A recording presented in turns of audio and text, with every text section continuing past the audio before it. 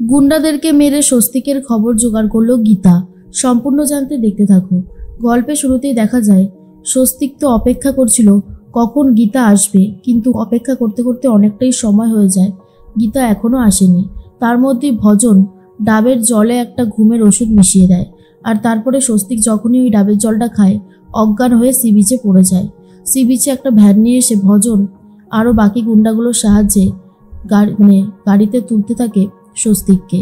আর তখনই ভজন বলে, সোজা কলকাতায় নিয়ে যাবি, মনে থাকবে তো? তখন গুন্ডাগুলো বলে, হ্যাঁ স্যার, মনে থাকবে। এর মধ্যেই ভজনকে ডাকতে ডাকতে সি বিচে চলে এসেছে স্বয়ং অগ্নিজিৎ মুখার্জি। আর অগ্নিজিৎ মুখার্জি বলে, ভজন, স্বস্তিক কোথায়? স্বস্তিককে তো দেখছি না।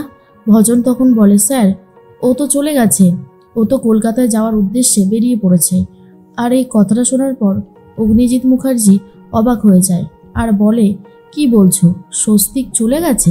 স্বস্তিক এভাবে আরামসে গেল? না, স্বস্তিক তো এরকমটা করতে পারে না। ভজন বলে, গেছে গেছে স্যার, এতক্ষণে হয়তো অনেকটা পৌঁছেও গেছে। আপনি শুধু শুধু চিন্তা করছেন। আপনি আর মেহেক এবারে দুজনে রওনা দিয়ে দিন। কাব্যর সাথে স্বস্তিকের বিয়ে দিয়ে মুখার্জি বাড়িতে কাব্যকে নিয়ে যান।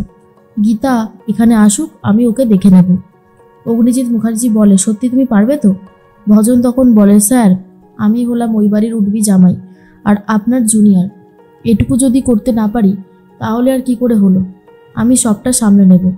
অগ্নিজিৎ মুখার্জি বলে, বেশ, তুমি যখন বলছো, আমি মেহেককে নিয়ে এক্ষুনি বেরিয়ে যাচ্ছি। প্রলয় বাড়িতে এসে প্রচুর ঝামেলা করতে থাকে আর বলে, মেজ বৌদি, কী হলো বলো? কোথায় গীতা আর স্বস্তিকের বিয়ের আয়োজন কোথায় হচ্ছে? তোমরা কেউ কিছু বলছো না কেন? আর এই যে গিনি, তুমি তো নিশ্চয়ই সবটা জানো, চুপ করে আছো কেন?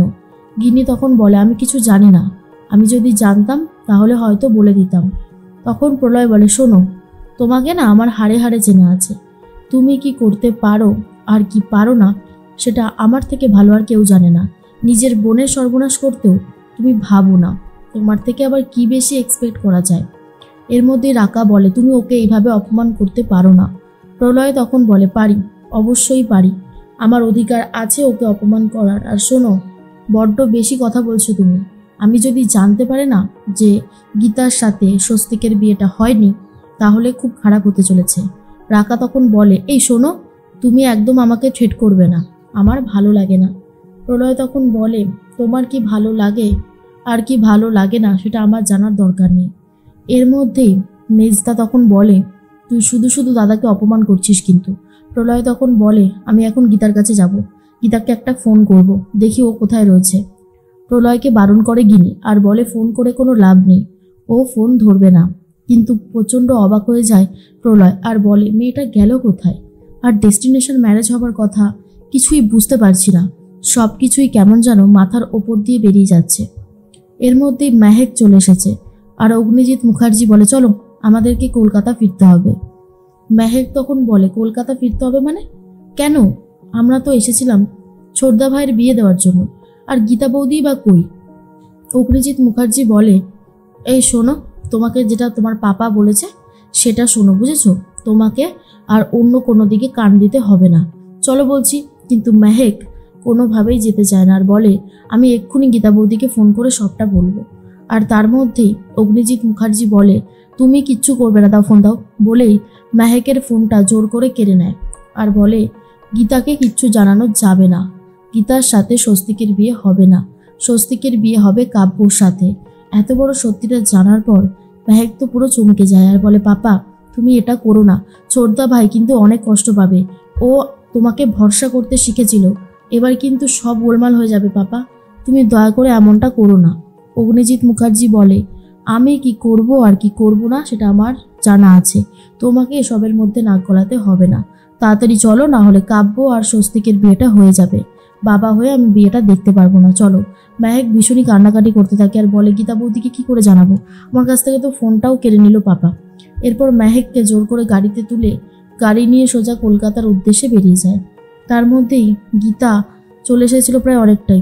রাস্তায় গীতার গাড়িটা আর স্বস্তিকের গাড়িটা পাশাপাশি দাঁড়িয়ে থাকে, কিন্তু গীতা এখনও স্বস্তিককে দেখেনি। স্বস্তিক ঘুমন্ত অবস্থায় রয়েছে।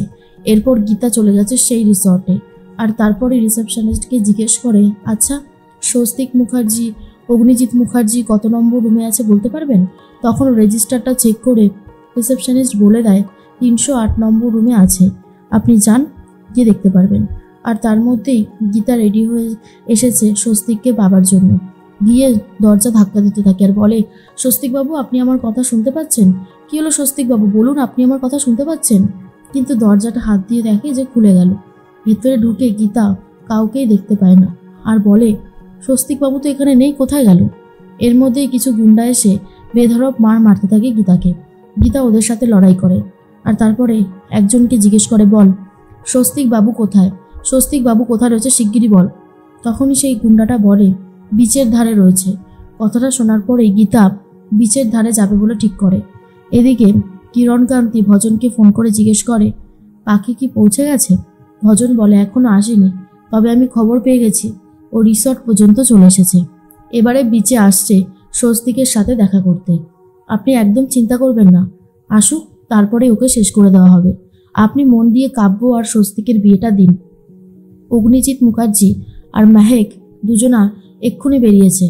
তখনই কিরণকান্তি বলে, ঠিক আছে, কাজটা কিন্তু হওয়া চাই ভজন, ও আমাদেরকে অনেক জ্বালিয়েছে, প্রত্যেকটা অপমানের বদলা আমি নেব। ভজন তখন বলে, আপনি একদম চিন্তা করবেন না, আমি আছি তো, আমাকেও কম অপমান করেনিও, প্রত্যেকটা অপমানের বদলা নিতে আমি হাজির হয়ে গেছি। এরপরে কিরণকান্তি ফোনটা কেটে দেয়। অন্যদিকে গীতা বিচে চলে আসে। ভজন গুন্ডাগুলোকে বলে, শোন, ও যেন কোনোভাবে বেঁচে থাকতে না পারে, আর ও যদি বেঁচে থাকে তাহলে তোরা আর বেঁচে থাকবি না। এরপর গুন্ডাগুলো গীতার সাথে আবারও মারামারি শুরু করে দেয়। গীতা গুন্ডাগুলোকে বেধড়ক মারছে। অন্যদিকে স্বস্তিক তো পৌঁছে গেছে, কিন্তু স্বস্তিক তখনও ঘুমাচ্ছে। মেহেক মনে মনে বলে, গীতা বৌদির তো এখানে আসার কথা ছিল, কি হচ্ছে আমি কিচ্ছু বুঝতে পারছি না। আর গীতা বৌদির বাবা মাই বা কোথায়? কি নাটক করছে বাবা, আমাকে জানতে হবে। এর মধ্যেই স্বস্তিকের জ্ঞান ফিরে আসছে। কাব্য তখন মনে মনে বলে, কিন্তু স্বস্তিক, তুমি চাইলেও আজকে কিছু করতে পারবে না, আজ তোমার সাথে শুধুমাত্র আমারই বিয়েটা হবে। এর মধ্যেই তখনই গীতার সাথে গুন্ডাগুলোর যে হাতাহাতি চলতে থাকে। এরপর গীতার পেছন থেকে এসে একজন এমন জোরে আঘাত করে যে গীতার অবস্থা ভীষণই খারাপ হয়ে যায়। গীতা সমুদ্রের নোনা জলে উড়ে যায় আর গুন্ডাগুলো তখন বলে, দেখ তো কাজ হয়েছে কিনা। এরপর গীতা রীতিমতো জলে ভাসতে থাকে। ভজন এটা দেখার পর খুব খুশি হয় আর বলে, দেখ কেমন লাগে, অনেক জব্দ করেছিলিস আমাদের, তাই না?